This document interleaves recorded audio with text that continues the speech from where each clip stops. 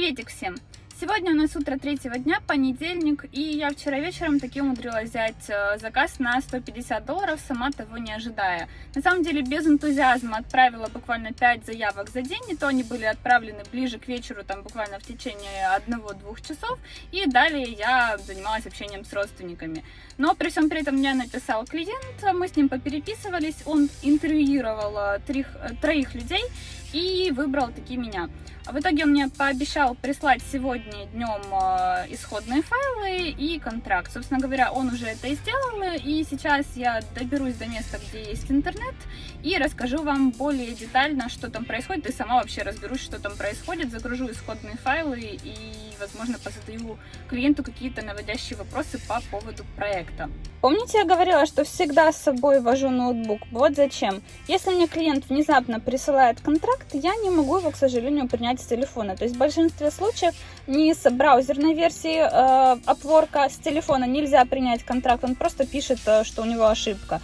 Ни с, тем более, приложения невозможно принять контракт. И контракт я могу принять только вот так вот с ноутбука, поэтому в любой момент я могу остановиться где угодно, где бы я ни находилась, и принять контракт. Также не забываем, что у меня есть замечательный контракт на $50, в котором мне клиент должен прислать правки, а обычно этот клиент шлет правки в течение недели. То есть он может слать правки 3 дня, может неделю, может чуть больше недели. И очень надеюсь, что сегодня не совпадет так, что тот клиент мне тоже пришлет правки, поскольку тогда я вообще не представляю, когда мне успевать все это делать. Поскольку мне еще нужно смонтировать вот это вот видео на канал, выгрузить другое видео на канал, именно влоговое, а также желательно бы еще снять большое видео на YouTube канал о заказе.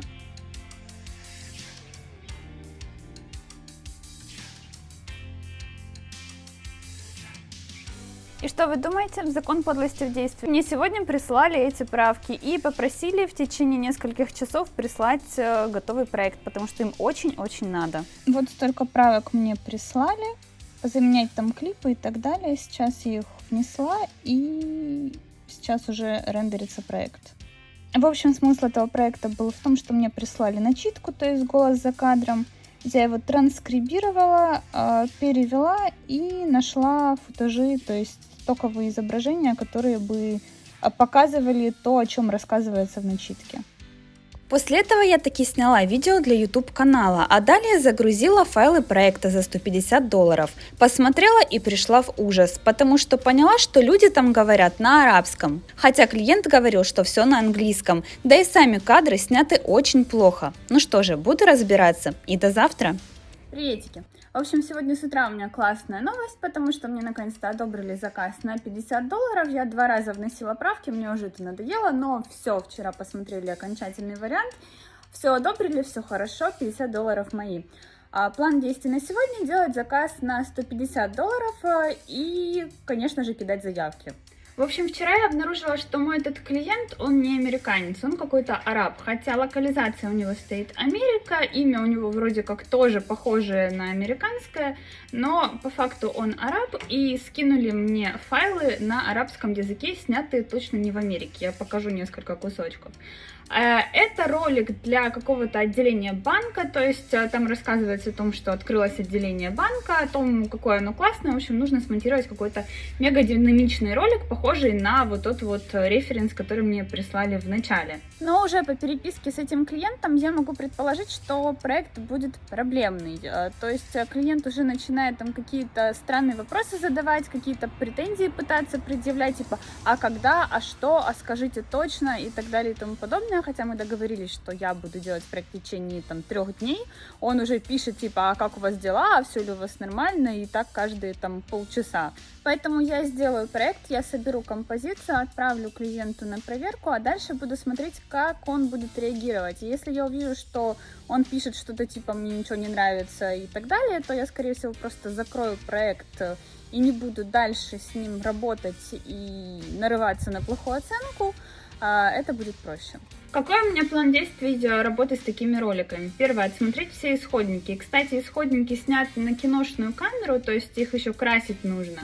но при всем при этом они сняты достаточно плохо, то есть там все трясется местами, как-то все криво, косо и непонятно как, плюс некоторых кадров есть там по 20, по 30 дублей, особенно в тех случаях, когда спикер что-то говорит в камеру, и говорит он тоже на арабском языке. Далее я найду какой-нибудь подходящий шаблон для премьера или After Effects на Envato, то есть какой-нибудь динамичный шаблон, который потом подредактирую под себя. После этого я выберу самые удачные кадры и расставлю их в примерной последовательности по сценарию.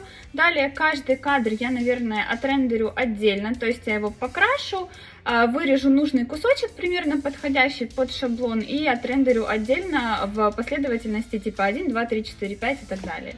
И после этого я уже вставлю эти кадры в шаблон. Конечно, можно это делать по-другому, можно сразу делать композицию в After Effects, но поскольку сейчас я буду работать на даче с ноутбуком, он этого не потянет, то есть MacBook Air действительно не потянет такую композицию, и придется работать именно вот таким вот способом. У меня небольшой перерыв в работе, нужно было папу отвезти на рыбалку, а теперь возвращаюсь домой обратно работать. Конечно, снимать видео, объезжать местные ямы – то еще удовольствие, но нужно учиться и это тоже делать. В общем, сегодня у нас погода вообще нелетная, на улице работать плохо, ну а папа поехал на рыбалку тестировать новый вот непроницаемый костюм, поэтому ему можно пожелать ни пуха, ни пера. Потратила на выполнение заказа я, наверное, часов 5 и отправила его на проверку. Сама за вечер отправила буквально 2 или 3 заявки, и на этом мои силы закончились, поэтому больше ничего не снимала. И всем до завтра!